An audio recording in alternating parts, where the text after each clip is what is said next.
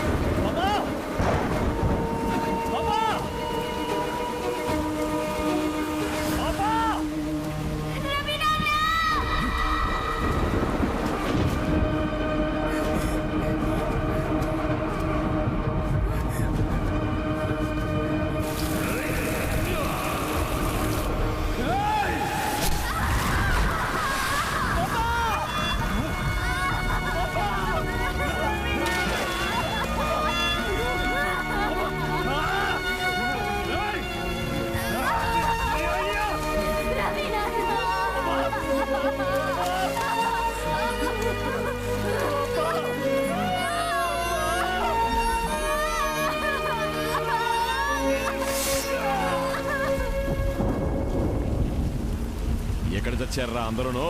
రేయ్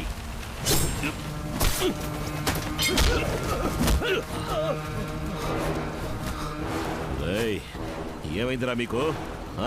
మీరు లింగానికి ఇచ్చిన మొత్తం డబ్బుని వాడు మాకిచ్చేసాడు.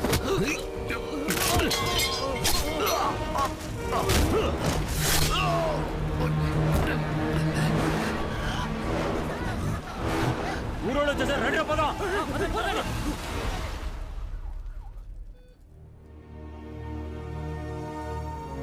చేయదండి.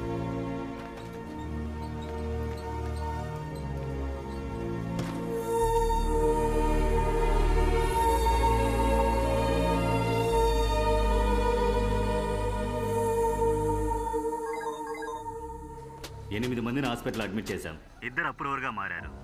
ఇప్పుడు ఎఫ్ఐఆర్ రాయాలి. మీ అన్నయ్య పేరు మీద కూడా కలిపి రాయాలి. అన్నయ్య పేరు మీద? మీ అన్నయ్య లింగము కలిసే ఈ వ్యవహారం అంతా చేశారు. ఏ పని పూర్తిగా చేయలేదు. పోలీసులు నిన్ను వదిలిపెట్టారా? నువ్వు వెంటనే ఇక్కడి నుంచి శ్రీలంక వెళ్ళిపో. ఈ పాటికి ఆ డబ్బున్నోళ్ళు డిపార్ట్మెంట్ మొత్తాన్ని డబ్బిచ్చి కొనేసుంటారు.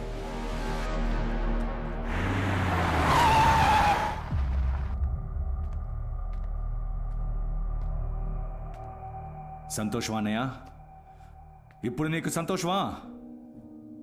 పంది పిల్లని వేటాడినట్టుగా కన్న కూతురుని వేటాడి అలా చావు బతుకుల్లో పడేసావే. ఇప్పుడు తృప్తేనా? నీ కుల గౌరవాన్ని కాపాడుకున్నావా? ఇంతవరకు నీ ముందు ఎవరైనా కత్తి పట్టుకుని నుంచున్నాడా?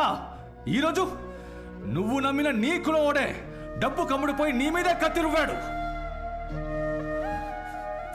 మన ఇంటి ఆడోళ్ళని ఎవడైనా చేయి పట్టి లాగితే వాడు మన కులపొడనే ఊరికే వదిలేస్తామా? వాడి చేతులు కాళ్ళు విరిచి పారావు. అప్పుడెక్కడుందని ఆ కులప్రేమ? అందరూ నటిస్తున్నావు అంతే.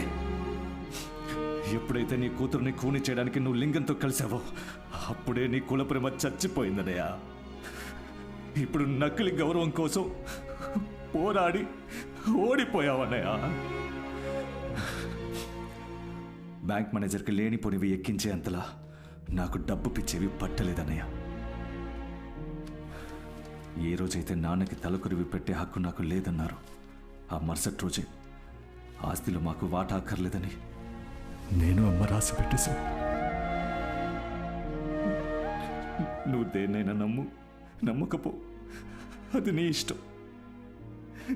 కానీ నీ కూతురు లేచిపోవడానికి నేను కారణం కాదు, అది మాత్రం నమ్మనయ్యా. బిడ్డ లేచిపోవడానికి తండ్రి కారణమని నిందను మోస్తూ ప్రశాంతంగా ఎలా నిద్రపోగలనయ్యా?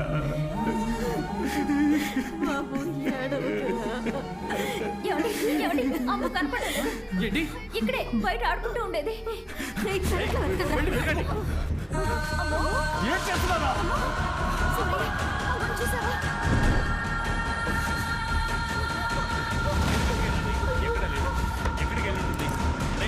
వెళ్ళి పెరట్లో వెతుకో. కనపడిందా? అయ్యో, బాగా చూడు, ఉంటుంది. ఏమైంది?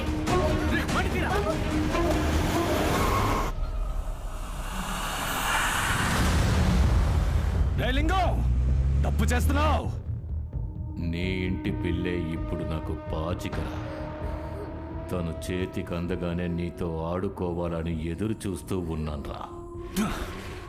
కడలి దాటి వెళుతున్నా కూడా ఈ పిల్లని కూడా తీసుకెళ్తున్నా. మీ డబ్బు పొగరుతో పోలీసులు కోస్ట్ గార్డులని పంపించారో పసి పిల్లని కూడా దయ చూపించను. నరికి పారేసి అరెస్ట్ అయిపోతా. అలాగే చేతులు ముడుచుకుని అందరూ ఓ మూల కూర్చుని ఉంటే వెళ్ళే దారిలో ఏదో ఒక దీవిలో నీ ఇంటి పిల్ల ఒంటరిగా ఉంటుంది. అదే ఒంటి మీద బట్టలు లేకుండా. చండాలంగా మాట్లాడుకో. పిఆర్వి కుటుంబాన్ని నిర్మూలించలేకపోయాను, నిర్వాణమన్నా చేసి. నువ్వేం మాట్లాడుతున్నావురా? కడలి తల్లి ఒడిలో బతికేవాళ్ళం రా మనం. దైవంతో సమానం రా తను. నీకు రోషం ఉంటే వాడిని చంపు, వాడి అన్నల్ని చంపు, తప్పులేదు. పసిబిడ్డను ఎందుకురా ఎత్తుకొచ్చావు? నీ బిడ్డను కనడానికి పెళ్ళాన్ని ఊరికి పంపించి ఊళ్ళో వాళ్ళ బిడ్డను ఎత్తుకొస్తావా? అబ్బా, నువ్వు ఇక్కడి నుంచి వెళ్ళిపో, వెళ్ళిపో. వదిలినా వదిలు.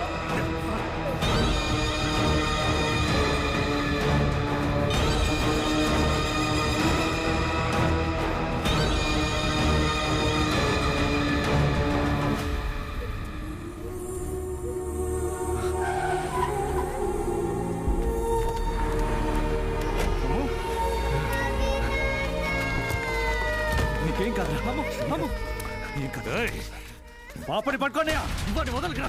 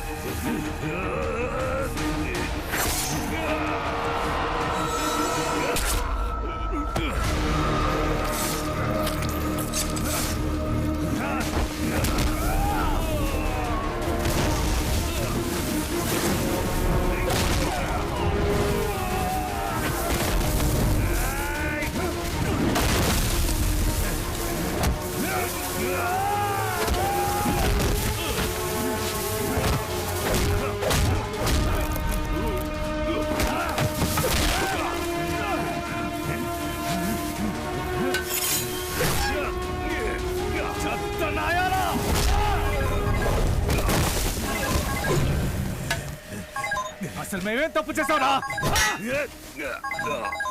నీ ఇంట్లో ఒక ప్రాణం పోయిందన్న ఒకే కారణం కోసం పోనీ లేని సర్దుకుపోతే మా అమ్మకి వయసు అయిపోయిందని ఆలోచించకుండా నీట్లో ముంచుతావా? చిన్న పిల్ల గురించి చండాలంగా మాట్లాడతావా? నిన్ను నరికి పారుతా. అమ్మా రవి వాడేవి చెయ్యొద్దు.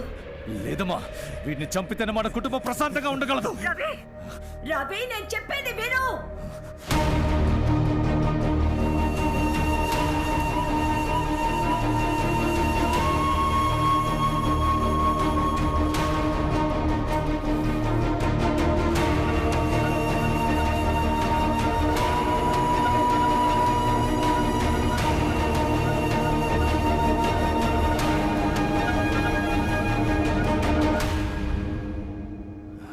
మా అమ్మ ఫోన్ చేసింది.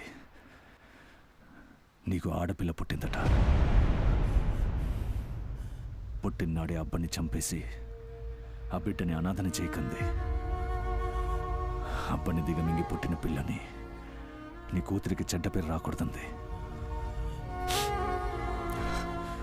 4 ఏళ్ల తర్వాత ఏదో ఒక దీవిలో నువ్వన్నావే, అసభ్యంగా నీ కూతుర్ని అలా ఊహించుకో, అప్పుడు నొప్పి తెలుస్తుంది.